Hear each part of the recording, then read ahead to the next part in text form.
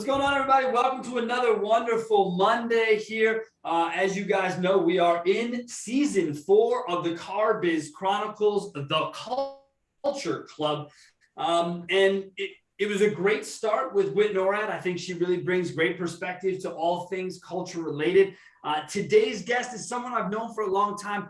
I met back in Philadelphia, PA, which this must have been 5, maybe 6 years ago when we first started Car Biz. It was a wonderful, wonderful time when we first met and have been staying connected ever since. If you've been on LinkedIn, you know who our next guest is. And if you know Timro, then you probably know Matt Raymond. Matt, how you doing today, bud? I'm good, Sean. How you doing today? Wonderful, man. Thank you so much. I appreciate you coming on. I know you're somebody who values culture. I know it's a big part of what you look at, what you talk about. So, Matt, as customary with this season, we asked the question, what does culture mean to you? Sean, I know you and I have talked offline a lot about this stuff. For me, culture, personally, is, it's a set of core values, one that we have within our company, but that we also, or that I have in my life. And so those core values help guide and direct me in everything that I do. And then when it comes down to our people that we work with, culture is really the direction in that we're rowing. And so for us, we want our organization to have a culture that's of positivity, also profitability. I mean, the one thing about automotive is that there's so many moving pieces and there's so many different areas that we're able to create, profit centers. But in order to have those profit centers run efficiently, you've got to have the right culture. For us in our organization, like I said, we instituted these core values. Go back about 2.5 years ago when we kind of all came together at Team Auto Group in North Carolina.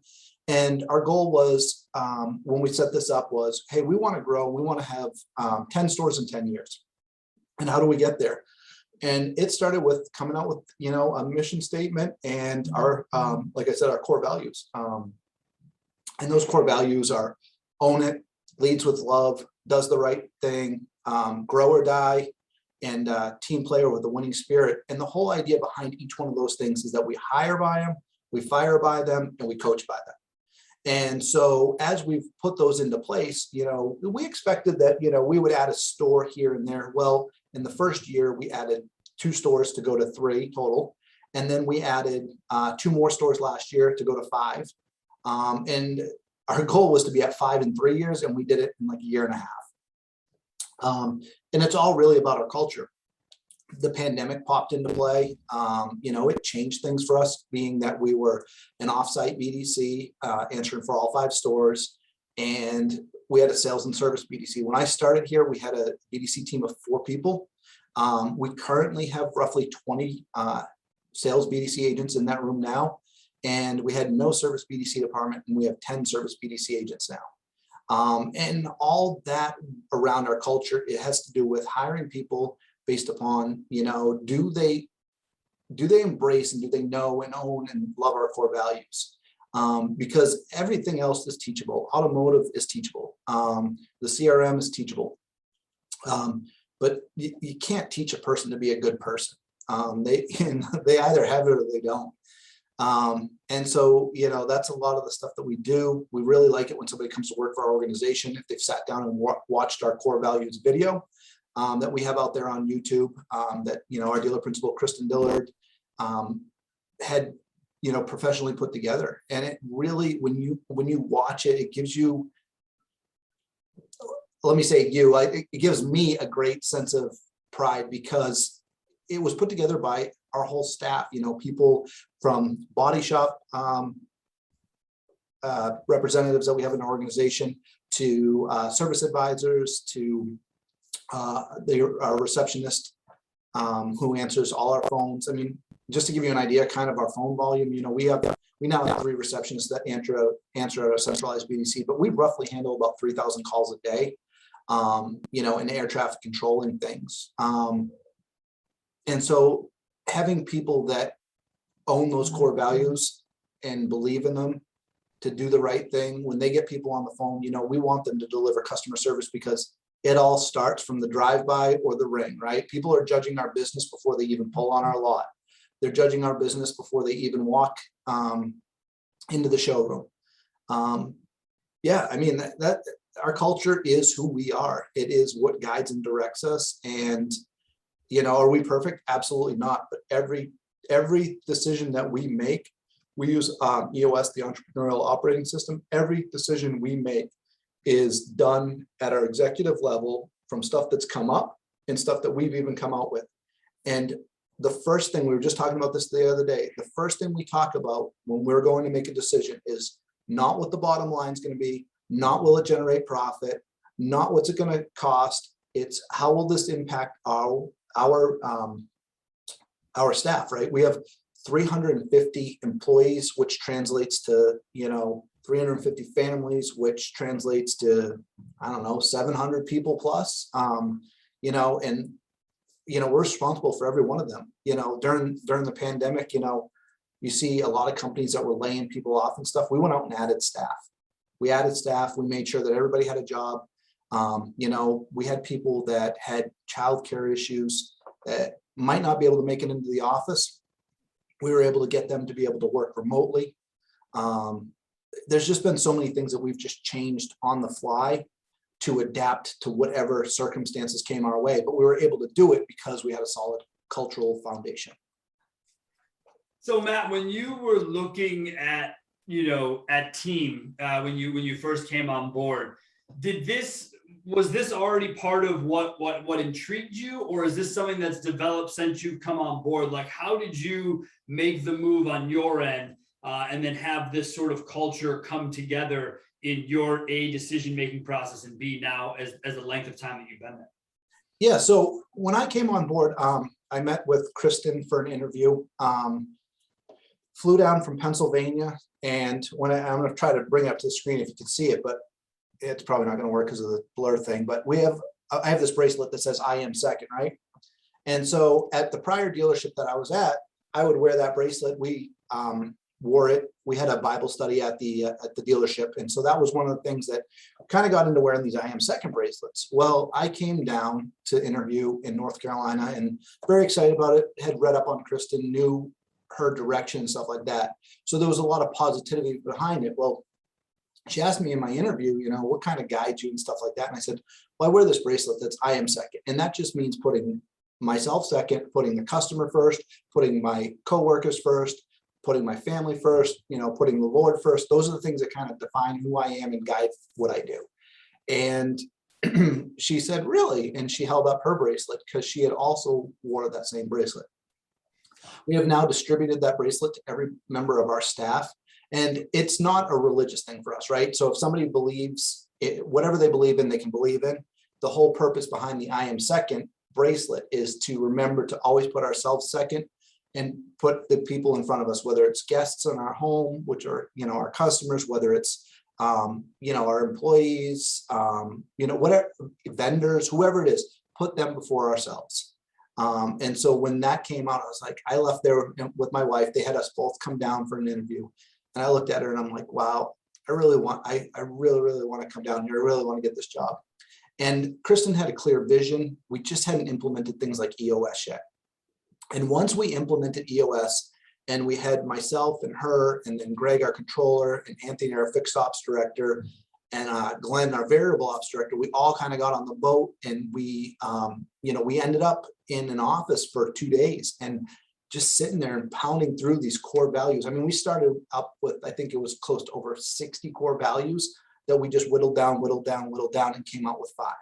Same with our, you know, our mission statement, right? So our thing is we build relationships that matter, right? And that's not just with the customers, that's with our own staff, that's with our vendors. I mean, Sean, you and I have talked a lot. I mean, we have a lot of the same connections and stuff like that. And, you know, I'll get on the phone. I probably shouldn't say this on LinkedIn, but I'll get on the phone with any vendor and hear what they've got, because it might not be a product for me right now, but I never know when I might need that product.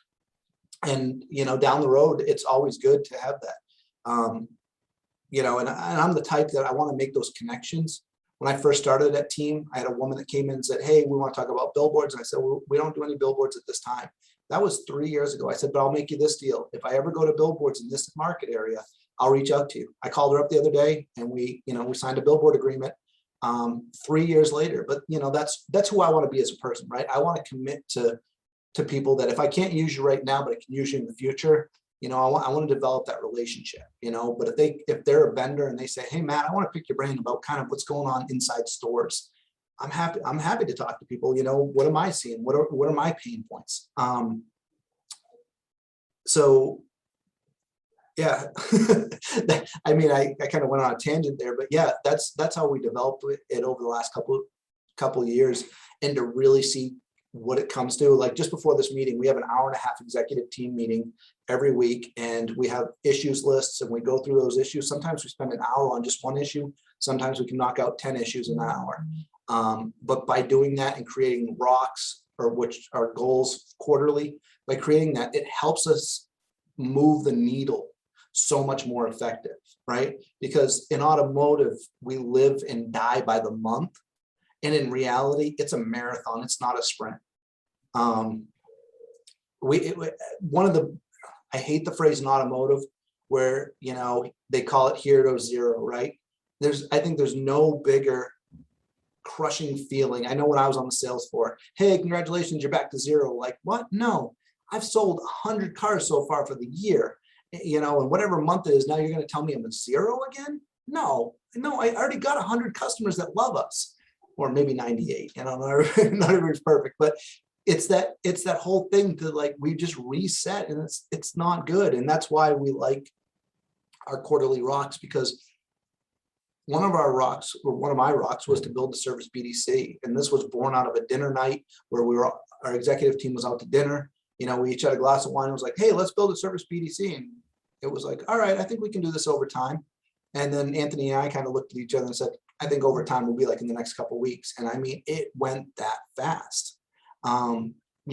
Recently we were on a meeting and we realized that we had a staffing issue in the BDC. We're trying to balance it out. And we said, you know what, we need to add 6 more BDC reps. And we did. We just went out and added them. And now we're to give you an idea of how many more BDC reps we have to be careful on the computers we use right now, because we literally blew a fuse on the the electrical box today, because we just added that many more people and have to redo some of the wiring. But we're in a 9,000 square foot building that we got. Just 2019 is when we got the building. We reached out to the town and the state. We got grants to help out with that, because we had a bigger idea. Like, our downtown building's cool. It has like a Google feel to it. We rehabbed an old historic building, and we thought 9,000 square feet would get us through the next 5 years. And now we're busting at the seams. And one of the things we did to kind of overcome that busting at the seams is, now we've hired part-time BDC agents, because the idea is, and I worked for UPS for a little bit, right? And their theory, or I don't know what the right word is, but if the wheels aren't moving, they're not making a profit, right? So my theory on BDC is, if there's not a butt in the seat, we're not generating a profit. Every one of those seats has a dollar value assigned to it. And so, but by hiring part-time people, it has allowed us to say, oh, okay, this full-timer's off, or they left at 5 o'clock, and then we work somebody from 5 to 8. And we go out and we've been looking for those people, that one fit us culturally, but also we have a young gentleman in it. He actually goes to my church and stuff, and he's his dream is to be a musician someday. And so he gets, weird hours and band gigs and all this other stuff, right? But he just comes in and we plug him in where we need him to. And his whole job is just to go behind and call on, other agent stuff if they're off, or, maybe he's going to work on a campaign that we've created. If you have a BDC manager that's focused on driving results based upon organized and well thought out campaigns, you can add part-timers in there too. So that's what we did to ensure that we always had the seats full. And, like I said, we want that BDC buzzing, phones ringing and doors swinging, as Anthony would say. Right.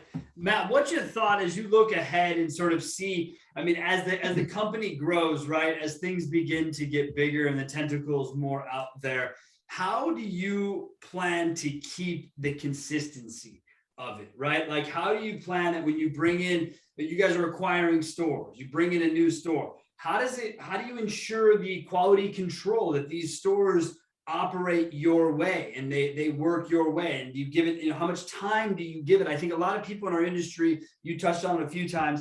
I mean, the 30-day cycle is obnoxious. Okay, I think everyone needs to do themselves a favor and start living at minimum quarterly, more in a 6-month sort of avenue for me. I don't have 30-day goals. I don't really give a shit as it relates to that, because to me, it doesn't, I'm not in a reset mode. I'm in a goal that just is continuous, right? Right. So how do you work with all of that to keep the consistency for these other stores and frankly for any part of an acquisition? So when we go through these acquisitions, it's culture is a big part of it, and we've been blessed that the dealerships we've gone in and done through acquisitions and stuff have allowed us to come in early and meet the staff. Our goal is to always want to retain everybody in the staff that we can. We go in and we explain our story. We play our core values video for them. We show them the I Am Second bracelets. We're there for a whole day just answering questions. So the way it works for us is, our pay plans are equal across all the stores. So we've had it happen where, we had a young gentleman by the name of Chris, and he wanted to move from the beach area where we had a store all the way to the mountains. He just picked up and moved. We had a place for him. We have that opportunity for people to move into different parts of North Carolina as positions open. We had a gentleman who has gone, from being in detail to our facilities director. I mean, a lot of stops along the way. But same thing, he was in Salisbury as the detail manager. And as he grew, he wanted to move near the coast, and it allowed him to pick up and move his family there. And so the biggest thing is we tell that story when we go into acquire stores, right? Because things in life change, and people don't always want to change a company. Sometimes they just want to change a location. Sometimes they want to see growth. And that's a big rock for me in 2022, is to create career path videos, right? To outline who we are and how can you grow within our company. I mean, I was hired to come here as the BDC manager. And Kristen was like, well, we want to grow the BDC. I now have that are direct reports to me: a BDC manager, a service BDC manager, customer relations manager, a recruiter, a project manager, because we've grown so much, and now we're talking, where's the next growth, do we add another team leader? And we're in the process of that. Is we have underneath the BDC manager, we have a team leader, we're looking at adding a second team leader. So what are we going to do? We're going to divide the state in half. We'll have the east side of the state and we'll have the west side of the state. And what it allows us to do is focus in. And then the one thing that we always do when we get into these stores and we talk to people is we bring in our staff that's currently working in these stores, right? We bring in salespeople, sales managers, finance managers, detail, everybody, right? We bring them into the store. We are their buddy, right? It's like that old Boy Scout thing, the buddy system where the bell rings and you hold your arm up in the water. Hopefully you get your buddy attached to it. That's the system that we're going for. We want to have a buddy system, and we give them their cell phone numbers and reach out if I'm not here anymore. If I'm back at my home store, that's what we want them to do. And the buddy that comes in to train them on this stuff trains them on the process. Our process is the same at any store. And we've had it, we've seen it through COVID, where we've had, people that have had to be out with children or whatever, and we're down to one sales manager and we need a second one, and somebody will pack up and, move and live out of a hotel for a week and be a sales manager at a different store. All our DMS is the same. Our CRM is the same. Every store lives in their own CRM, their own DMS, but they're all the same. All the processes are the same. We've been blessed that we have 5 General Motors stores. As we continue to grow, I don't know what's going to happen if we end up with another franchise out there. That's going to be a learning curve. But the process to selling and servicing cars will be the same. We'll just have to learn what kind of forms to plug in, how their CSI component works. But the process will be the same. And the culture. probably definitely helped the learning curve, right? Of keeping things the same, having it be the same manufacturer from that regard. Obviously, that really sets yourself up for success, which I think is wonderful. You talked about in the beginning about the core value piece, sort of what leads you, the own it side of things. When you guys say own it, what does that mean within your organization? Obviously, a lot of people say it. I don't think a lot of people back up what it means to you guys. What does it mean? How did it make the list? So own it actually makes the list. So we've all kind of had our own reasons why it came to our list, but own it for us came to us because we're going to make mistakes, right? We're going to make mistakes, and we need to throw our hand up and say, hey, listen, I'm sorry, I screwed up. I'm here to own it.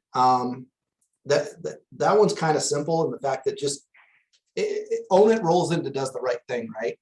And that came from me when I was going through the police academy. I had a cadre one time that said, no matter where you are, no matter what you're doing, somebody's always watching.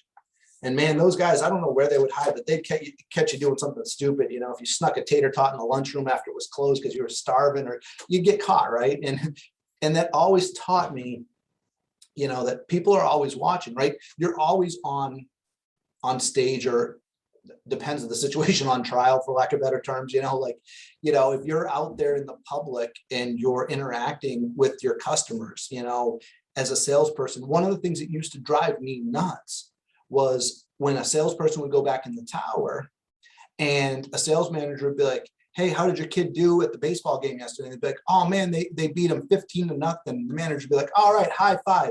High five, don't high five. And I'm like, yeah, but I'm proud of him. His kid won. I'm like, yeah, but there's glass between you and the customer. And all the customer saw was a smile and a high five. And now they think they're getting ripped off. And like, I never looked at it that way. And I'm like, right, because we're not looking at it because we're living that life, right? It's just like, coming from, when I came from a law enforcement background, people think that, maybe a police officer sitting in his car running radar the whole time. And he might not be. He might literally just be sitting in his car to decompress from something horrific that he's just seen or dealt with. It's the waitress that you see out back pacing that, you think that she's, messing around and doesn't care about her guest that, maybe just found out something, something bad. We don't know people's story. So that goes to, the own it with the does the right thing, and always just knowing that you're on stage for everybody. Rolling from that into grow or die. We use grow or die because once worked for a general manager that used to say, when you're green, you grow, when you're ripe, you rot. And we always need to be in a growth mindset. And our organization has had that growth mindset. The last thing we want to hear somebody say is, that's not my job. Because when you're walking down through the hallway and there's a Coke can on the floor, right? You're not going to be like, that's not my job, I'll let the janitor get it. No, just pick up the Coke can. Like, if we all just constantly go along our day and really own things, do the right thing, pick up what it might be, don't say it's not my job, we're going to continue to grow. And, as what was the other one? Team player with a winning spirit. We like friendly competition, right? We like to have fun. We've had competitions between stores, between service teams. And then, our last one of lead with love, that's pretty much everybody in our executive team's favorite one, because everybody thinks lead with love is coddling your employee, but it really, for us, lead with love means to love somebody enough to just be straight with them, right?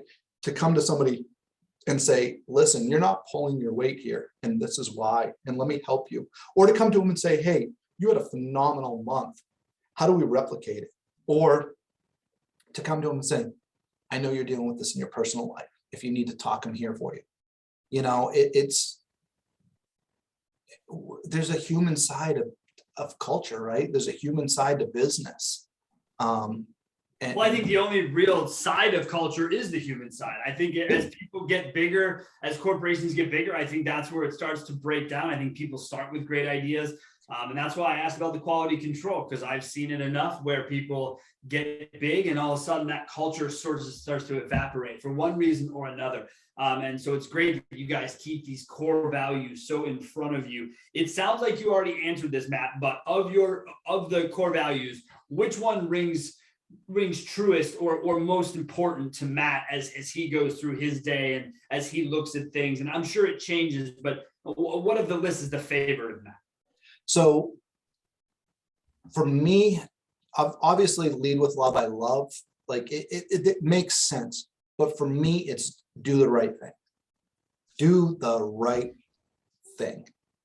Because at the end of the day, and we just had a conversation on this in our executive meeting, every dealership continues to talk about acquisition, right? The manufacturer wants you to go out and capture all these customers outside your sandbox, but then they don't want you to go outside your sandbox. They give you all these rules to play by, and it never makes any sense. And then you've got vendors that are out there telling you how to conquest your customer, or competition, conquest their customers. And then they go to the next, they call up that store and say, hey, let me help you conquest these guys. None of that ever makes sense to me, because we're always looking at acquisition. But if we do the right thing and we focus on retention, both internally with our staff and with our customers, why would anybody want to go anywhere else? Matt, it's 100%, dude. 100%. That's how I live and work my company every single day.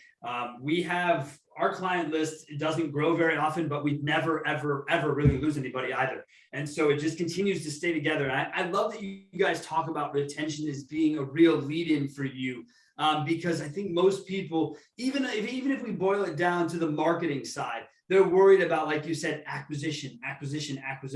No one looks at the reoccurring of the acquisition, right? And in data cases, it's the session duration or things that go into that. It's always about load. But if you didn't, it's like people try to convince me that that's why I have to go to shows, right? Is that, Sean, if you don't go to the big major, conferences, you're never going to fill your funnel and grow your business. Well, that's actually bullshit, because my business is only grown by repeat and referral for its lifetime.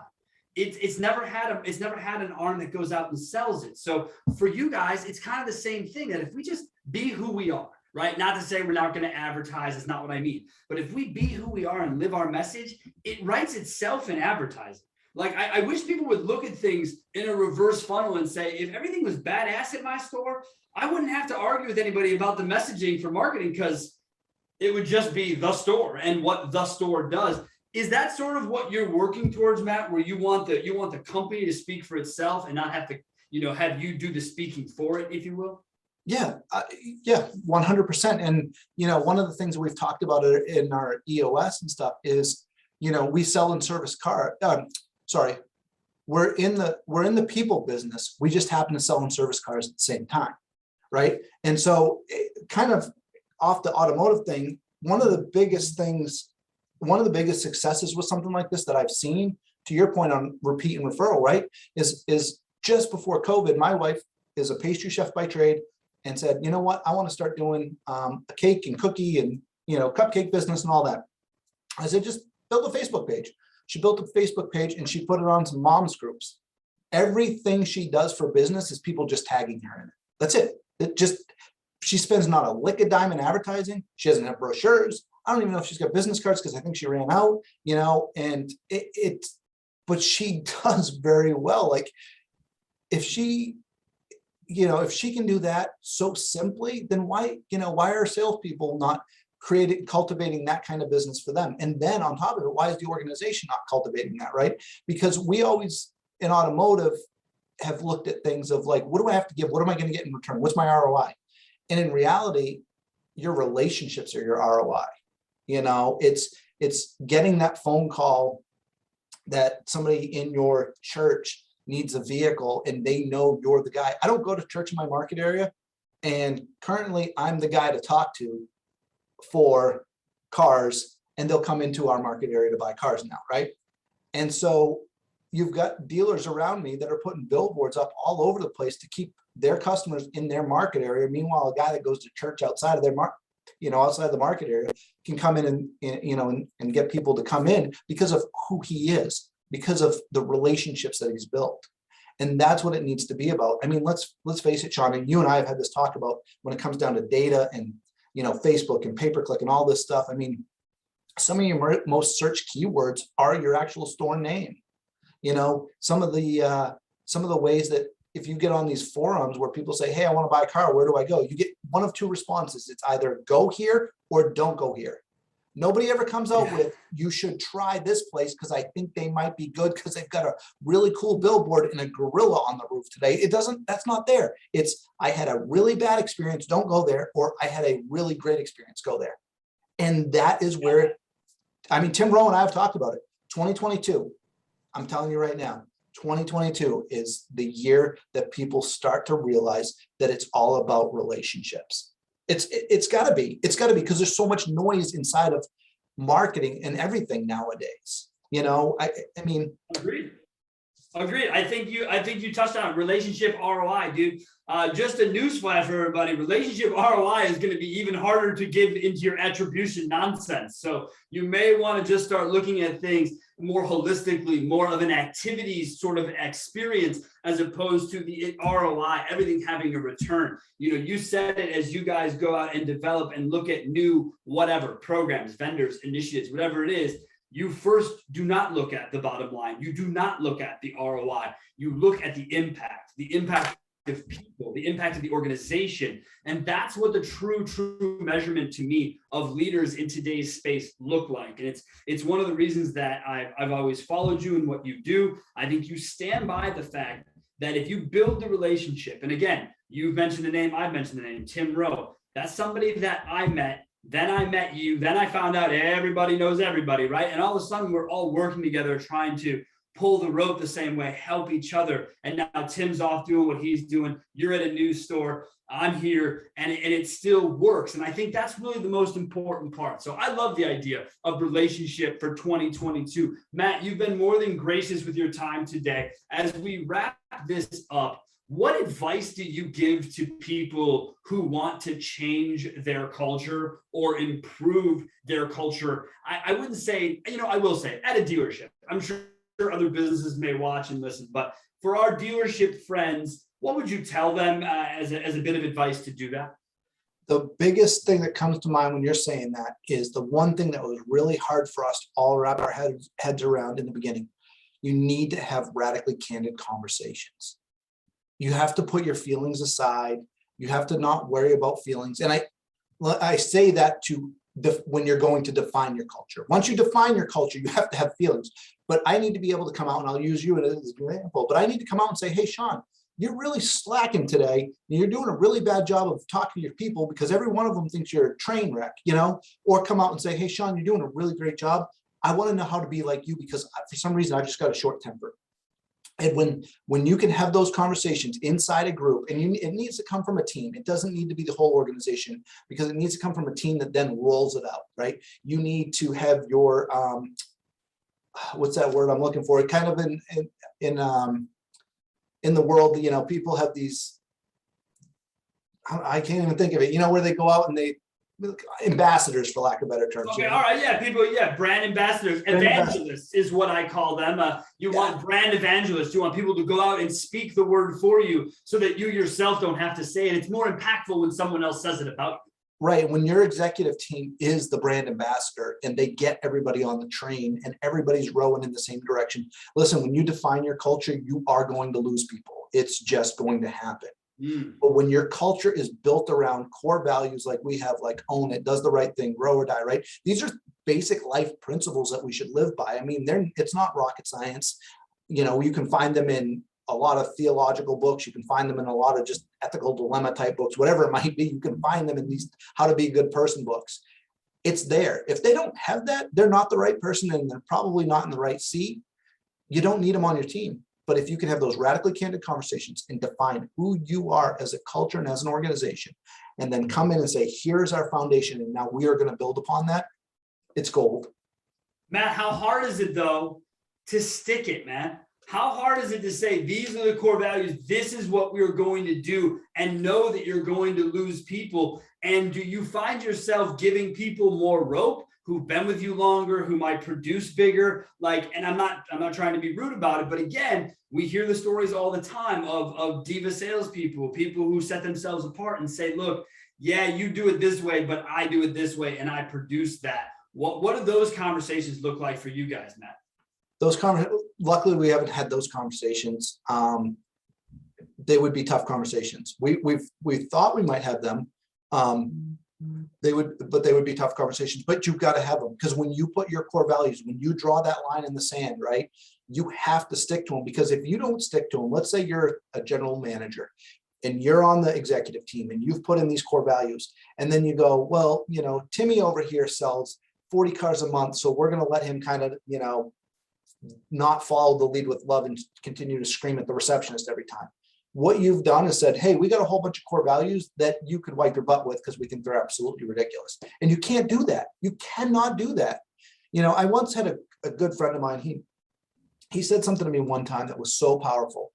Stop telling people that you'll do things that you shouldn't not be doing. For example, if you've got somebody that is, let's say they're a jerk to their wife, right? And they're just very disrespectful, and they say, yeah, but I don't cheat on her. Well, you're not supposed to cheat on your wife. Like, stop trying to get credit for things that you're not supposed to do. I may be mean to the receptionist, but at least I don't swear at her. Well, you're not supposed to swear at her. Right. Like, that right there is got to be cut out of your culture like a cancer. Yeah, and I think that's what a lot of people are timid about. I think they're concerned. I think they hear a lot of noise and buzz about culture, change it, be better, be this, but that takes serious commitment. I liken it to a story back in the day. I was up at my buddy's store in Green Bay, Wisconsin, and they are a one-price store. And I'm watching him work the car deal, go over everything, and the guy, basically, the customer's like, look, another $500 off the car, I'm all set. And they're like, no. And the customer's like, really? You're gonna lose the deal over $500? And the guy gets up and leaves, and I go to the desk, I go, a nickel? You couldn't do it? He says, no, I can't, because if I do it for him, I got to do it for everybody, and I'm no longer a one-price store. This is the commitment that we have. And then 2 hours later, dude calls back, he gets another $250 for his trade, split the difference like any good car deal, we move on. But still, they allowed him to get up and leave. They weren't pestering him. They weren't chasing him to his car. It was basically, yeah, here you go. No, have a nice day. That level of commitment is serious, because if the car guy and me was like, sir, come down, sit down. Yes, $500. Yes, make the car deal.